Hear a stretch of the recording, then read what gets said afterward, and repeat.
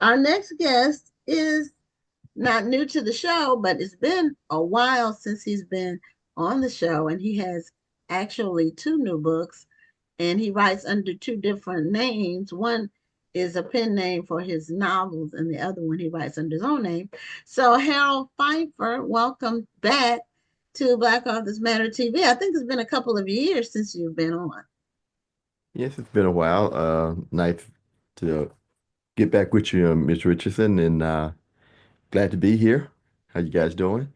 Doing great. I remember when you came on before, you were in either you I think you were in Afghanistan. Is that Oh, right? right, you're And right. so and there was a like a time difference. It was like a day we were a day before, a day after or something. Right. And so are you still overseas or are you in the States? Yeah, I'm in Iraq right now. So You only want to talk to us when you're out of the country. Or do bad you timing, spend bad most of your time. time out of the country? Do you spend most of your time out of the country? I do. Right now I do. Which part of Iraq are you in? Uh let's see it.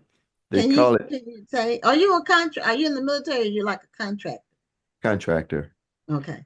They call it al-Baghdadi. I guess the I've heard Iraqis of would, that.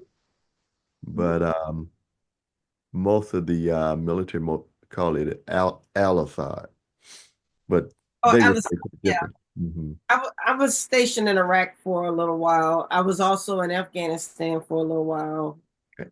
And I'm just glad I'm home in the States now. No, I know, I understand. Yeah, I don't know if you told me you went to Iraq and I Afghanistan. didn't tell you that. No, you told me, you know what you talk about the most in terms of where you went, and you talk about it with the most happiness is Belgium. Yes, I love Belgium. I really enjoyed my time. I was there for almost 5 years. But Wow. no, I did 23 years in the army, Okay. and I did 7 months in Afghanistan, and I did a year in Iraq. Okay. Oh, okay. Well, So well, yeah, I'm well, always learning things about my co-host that I didn't know. It's so funny because somebody will come on the show and say, I'm in so and so. Like, oh, I've been there. I used to live there. I'm like, dang, women like, dang, Ryan, how many places have you lived? That's true. But if you're in the It's service, the it's military. The military. yeah, yeah, yeah. You they live do move all me over the on. world. Hmm. So now, did you serve in the military, Harold? No, went college to work with the FAA, kind of got tired of that and start contracting Oh, okay. All right. and, Well, and writing and writing. There you and go. writing. That's actually what I was going to ask you. Did the writing come along while you because being deployed, even as a civilian contractor, you're Mhm. over there just like the soldiers are. So Right. you have a lot of time to yourself. Is that when you decided you wanted to start writing? That's not why, but um, in my previous book, Surviving Chaos, How I Found Peace at a Beach Bar, I talked about our camp getting attacked by a suicide bomber. So, Mm. so kind of let me digress a little bit. Because of my childhood, the way I grew up, I was like, man, I'm gonna write a book one day. Since I was like 14. So back to being bombed and thinking I'm gonna die. One of the things was I said I was gonna write that book and I never wrote that book. So I started, right before death, feeling guilt, and I vowed, God, if you let me make it out of here, I'll write that book. So since that time, I started writing, you know. Well, yeah, that would be some one of those world changing, life changing events And to, it was. if you had something on a bucket list to make you do it, or if you don't have a bucket list to make one, uh, living a certain number of years does that too. But Mhm. when you cheat death, so to speak, then That's what it a lot of people was. say that they have a that's a motivation to write to tell their So story. in my case, it wasn't a near death experience for me, but somebody who I really looked up to was killed in Iraq. Wow. And the only thing I can picture is that he probably had a smile on his face all the way up until the end. He was on a helicopter that was shot down. Mm. And um, and I started to wonder, like, this man has probably done everything that he wanted to do in life because he was a command sergeant major. He was our choir director. He was athletic. And everybody looked up to him. I said, he's probably done everything that he's wanted to do in life. And he was called home. I said, have I done everything that I wanted to do in life? And when I had that thought, I said, I've been sitting on writing a book and not knowing what to do. I'm gonna get started. And that night, I wrote query letters to about 16 different agents, publishing houses, and that was how I was able to publish my first book. And then I've just been writing ever since then. So sometimes those moments do happen where you do have that moment of self-reflection, Mm. uh, where you wonder, am I doing what God meant for me to do? And for me, it was that experience. For you, it was your own near-death experience. But it's always some type of experience that just gets you to start to think, am I doing what I'm supposed to be doing? Yeah. And what I remember from your previous interview, because it really stuck with me, that you had a mother who was Schizophrenia. had mental challenges. Right. Either she was bipolar or something to that effect. And you described some of the things you went through during that experience. And that stuck with me. It stood out. Because, I had an excellent mother. And sometimes when I talk to people who's their mothers either weren't they were absent, or it was chaotic, or it just wasn't a peaceful upbringing. Your mother does so much for you in terms of just being there, and someone that you always know, no matter what, your mama is who you can count on, period. And when people don't have that, I really feel I have a heart for those people, because if you've had an excellent mother, and my mother's passed 20 years, more than 20 years now, but I hear that. she was just excellent, in every way. She taught me a lot. And even some of the mistakes she made, she taught me that, because my mother was from the generation where wives were long suffering. And she said, no, you don't want to be that. And I saw that I didn't want to be that. But even then, she always carried herself with dignity, always, always. So you have um, a book under your name, Harold Phifer. Then you have another book under your pen name. I'm assuming it's your pen name. Or is it someone who's writing, someone you're publishing? So, and they're two totally different kinds of books. Yeah, they are. So let's talk about the first one. Do you have your books handy so you can show it to us? I got this So one. my aunt, and her final gift. Right. Um, I talked about it a lot in my first book, and people started asking me about that aunt, about that aunt. So, like, well, there's more. Like, so I decided then she needed a book of her own. So I wrote my bully, my aunt, and her final gift.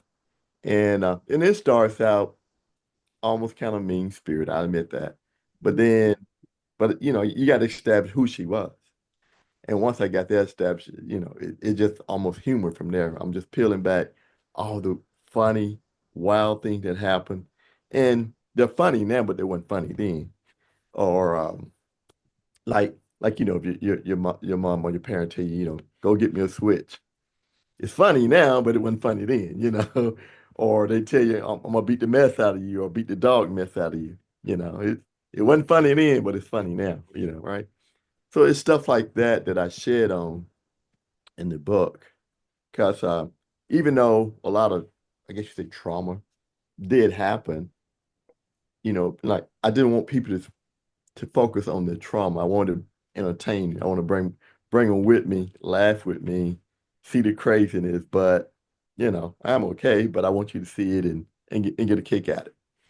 Yeah. Yeah. So is it a parody or is it like a memoir part two? It's like a memoir part two. It's all true. Well, 85% of it true. You know, that's the Okay. abnormal. That's the abnormal. You know, I talk about you know, the guy was like a the pastor was like a magician, you know, he didn't, he never touched the ground. That's a lot of abnormal stuff I did, to make the book. But a lot of stuff I talked about that happened, her stealing my poem to give to my brother, that happened. You know, a lot of wild stuff. Um, Leaving me at home during the Christmas play, dumped me during the Christmas parade, to punish me, and I sneaked away and went anyway. That happened. Uh, and then I really framed in the story of the Christmas parade. I really framed my mom's schizophrenia.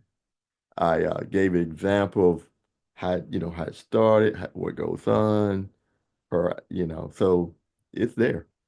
And so I don't think I talked about it enough in my previous book, but I wanted to frame it. Okay, this how it went down. This what I experienced on the regular.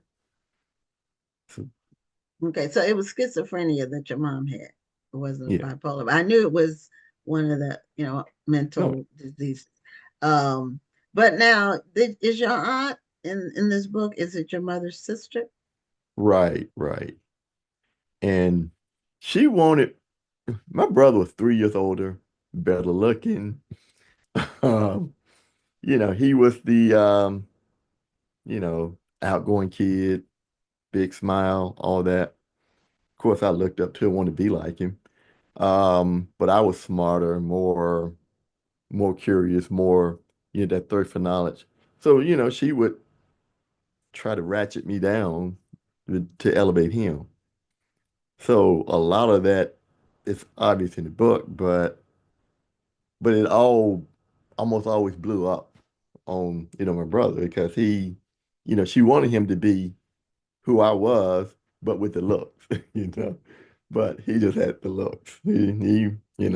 How they say, a good thing you're blonde or whatever. But he just had the looks. He didn't have nothing else. Sometimes that'll get you in, well, it'll get your foot in the door for Get a your lot foot of in the door. things. For a Yeah, you lot of got to put, things. You got have to to, put in a lot of doors.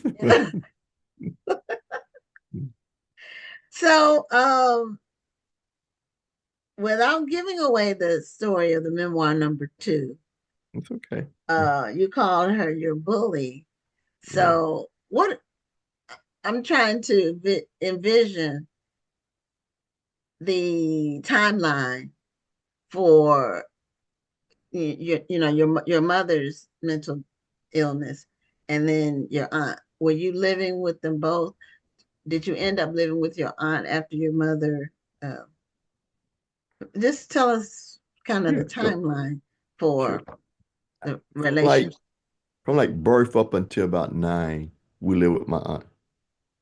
And Oh, okay. yeah, so she kind of had her way with me. Let's put it like that. I mean, I got all the beatings, and me and my brother did the same thing. Granted, I talked him into some things, but he talked to me in some things. But I was always, regardless, you know, got punished for it. So Mm. yeah, so that was hard. And then so after about 9, 10, I started to, go my separate way.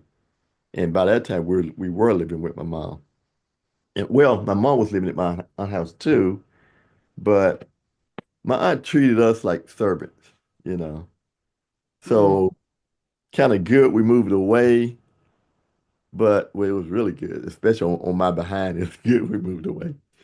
But it all started, I guess, she wanted to adopt my older brother, and my mom wouldn't let go of him. So she did everything she could to make him appear superior or make her appear that she would have been the better parent for him, which means she had to suppress the rest of us. So how many siblings were there altogether? Four, four. Yeah. Okay. Hmm. I mean, it's interesting that you're able to look back on it and kind of smile and laugh. Yeah. Um, did it take a while before you can look back on those experiences the way you do now? Oh yeah, and even what was weird to show you how misguided I was, I guess. Up until she threatened me, um, I still would have fought anybody that said anything negative about her. It's like, yeah, she mean to me, but she's my family, you know. And then somewhere between, I want to say maybe about 16, my brother used to always beat me up, and I would complain to my aunt. So finally, I got some courage, and beat him up. So he ran to my aunt to tell her, I beat him up. He's about 19, 20, whatever. Why would you do that? She shows up, and give me the right. I had never disrespected, rolled my eyes, looked away while she talking to me, talked under my breath, always respected her, theater respected. So she showed up, and, not only told me this better not happen again, she showed me what she was working with, which was a 30 special. So that Oh. broke me. Like I never, I wasn't that kid that would push against authority. So I'm like, I never, gave you any inclination that I would be hard to deal with or talk to or discipline. It just, that broke me. That broke me. Hmm. Well, So it sounds like it was just really you were dealing with a lot. A lot of people aren't able to move forward and be successful when they've had that kind of experience, especially in childhood. I guess that kind of leads into what I was about to say is I wonder the experience of writing this book, did it help you process all of this a bit more? Oh, it did. It did. More so the first one than the second. It was that first one, Surviving Chaos, how I found peace at the beach bar that really, there was two instances, I broke down writing it, but it helped. I need to get it out. Mhm. And but this one was more of, this is funny, y'all need to hear this, kind of thing. So I guess you could say I had compartmentalized all of it by then. Mm. Well, tell us about your alter ego or your pen name that you write under, Dean Conan. And Kind with Dean, you do novels, and you have a new one. You had part two. Now, is the second one out now? It's out. It's called A Fool Indeed by Dean Conan. Do you have a copy of it? I don't Do you have a copy of the first one? yeah, I do. Hold on. The first one is Fool Me Thrice. Okay, so they can Monday see through the difference. Thursday. See, Yeah. it's a full blown novel, Fool Me Thrice, and Yeah, then that looks like a novel. yeah. It's So a lot of sexual content in this one. And okay. it's Are you clutching the pearls, Rhonda? Very I mean, I tell people, I say it's a man's man um, idea of romance and how we see it in a bad way. Okay. But but in the book, the guy's wealthy and Charlie Moore, he's wealthy and he loses all his money chasing women, philandering, gold diggers. And so he loses the family fortune, goes to work and trying to find love, trying to find money, a little spoiler alert, he gets taken advantage of in the end. Okay, so in A Fool Indeed, he starts out happily married, but then he can't get over his loss. He can't get over being taken advantage of, so he goes back to try to capture some of the money that he lost. And he found out all that ain't so easy. It's more to it than just his money. It's more to it than just getting in an argument or spat this guy about his money. He about to lose everything going after this money. So what made you decide I've told my two stories of my life where it's really like the hard knocks that I've been through. So, and now I'm going to write a completely fictional character uh, as another exercise in writing. What made you do that? Um, you know, I kind of mentioned it in Surviving Chaos a little bit.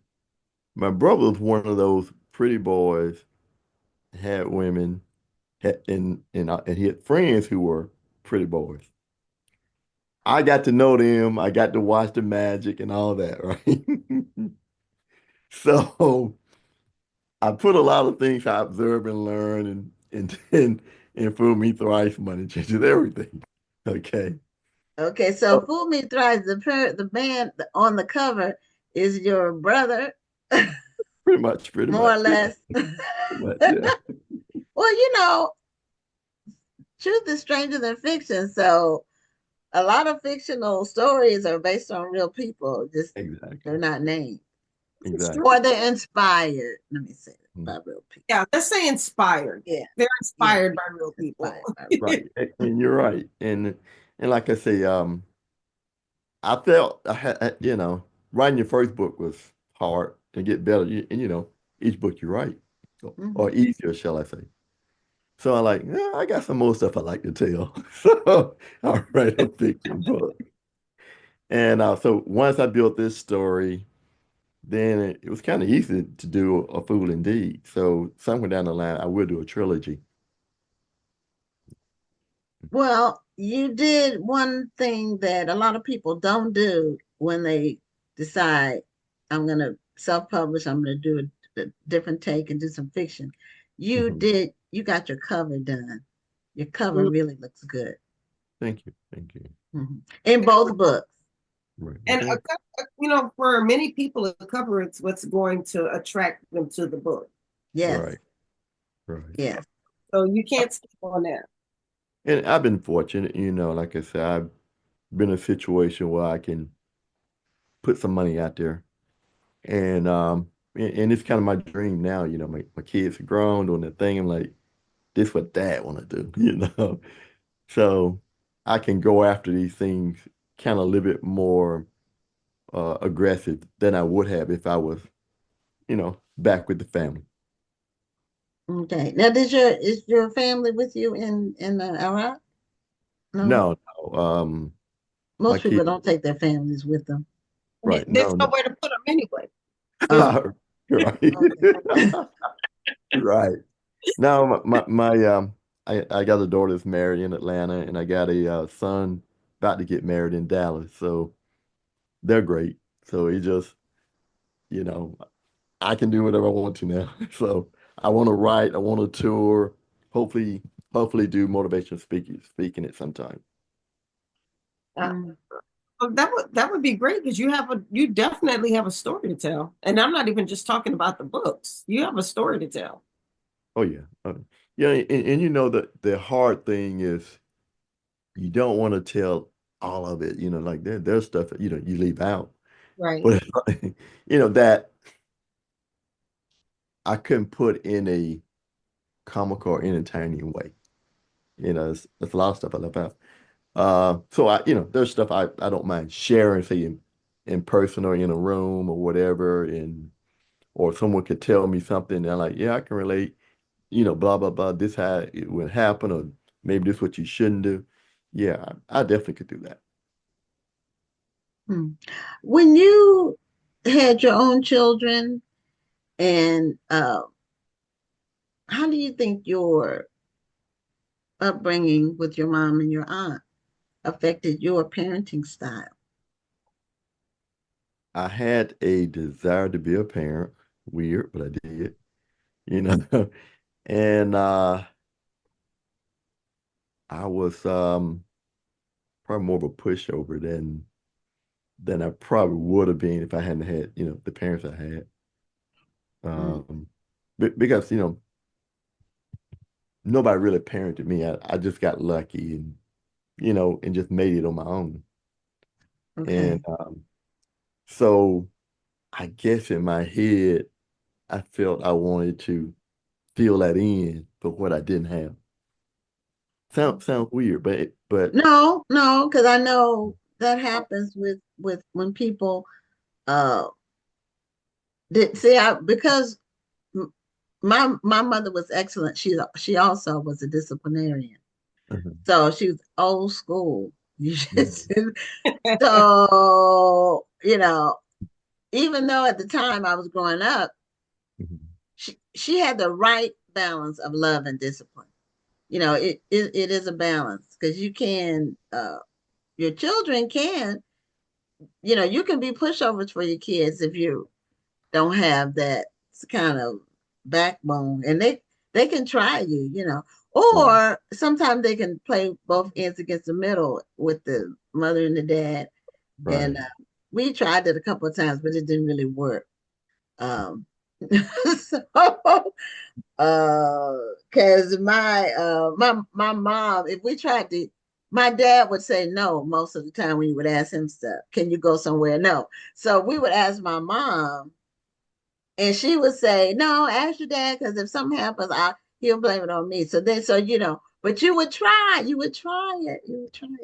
So I Right. just wondered how that affects a person. I know we're all a product of our upbringing from zero to whenever, we get grown. And my husband he didn't have his mom in his life. She wasn't abusive or anything. She just, it was a lot of them, and then she wasn't around that much. So he had to depend on his grandmother, but mostly his great grandmother. It was really who raised him when he was a kid. So we all are a product of that, whatever our parents sow into us from zero to 18, and good or bad, for better or worse, we're products of that. Well, Harold, congratulations on your book projects and your perseverance, and the fact that you still decide to make your life meaningful, even with what you went through as a kid. Because a lot of people can't make the shift. You have to really be like single-minded. You said you compartmentalize some things, and that's Mhm. really how a lot of people get through that Right. kind of situation. Right. So let's show us your book cover again, your new Yeah. book, and then that one, My Bully, My Aunt, and Her Final Gift, which Right. really could be fiction. It could It be fiction just could based be. on the cover. Right. We know it's not now that you're telling us, but and then the other book by Dean Conan, who's your pen name that you use for your fictional work, Right. um, Fool Me Thrice, and then the new one is A Fool Indeed. Right. That's right. Okay, and all your books are on Amazon, so Yeah, go get and like I said, my bully is flying off the shelf. They on back order on the book, on the that's good. paperback, the ebook, and now the audiobook is there. Um, Fool Indeed, the ebook and the hardcover, they don't have the paperback there yet, and we're working on the audiobook on A Fool Indeed. But Okay. I'm hoping Fool Indeed picks up. Is I probably do more fiction, once my bullet run its course, I probably do more fiction, more Dean Conan books. But Well, I have to stay connected so I can read those books. But shake I'm glad to see this working for you in terms of your book selling and all of that. So we'll be seeing you soon, hopefully when you do another series of books, and um, continue success. okay, and hopefully I can get down there for your next book fest. I'm trying, but I keep so much in my hand, but I want to do your book fest. Okay, well, it's October 23rd through the 25th. We expect to sell out by Okay. May. Wow. Okay. So Gotcha. just keep that in mind. because I we're got it. already at 55%. So Okay. Wow, okay. yeah. So okay, take care, and we'll be I seeing you soon. appreciate it. Yeah, everybody go out and get it. And when you see my content, like and share. I'm hoping to do big things, and who knows, maybe Oprah will call. Okay. Yeah, maybe so. Right. In the Okay. meantime, I have like my page, so I'll be keeping in touch. Okay, I appreciate it. Nice meeting you as well. Okay, have a good night and stay safe in Iraq. I sure will. Thanks, you guys. Take care too. Okay. God bless. All right.